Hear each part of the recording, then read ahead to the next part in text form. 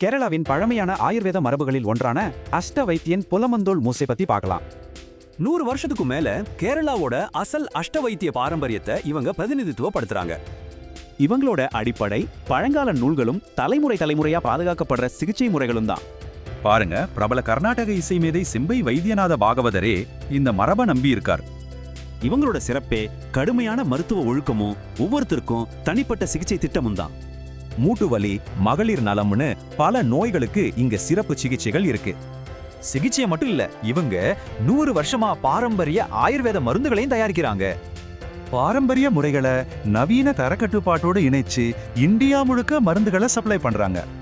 சரி, கேரளாவோட இந்த பாரம்பரிய சிகிச்சையை தமிழ்நாட்டுல எப்படி பெற முடியும்? இது ரொம்ப சிம்பிள். மதுரையில மாதாந்திர கன்சல்டேஷன் நடக்குது. ஆனா முன்பதிவு கண்டிப்பா தேவை. அஷ்டவைத்தியன் புலமந்தோல் மூஸ்.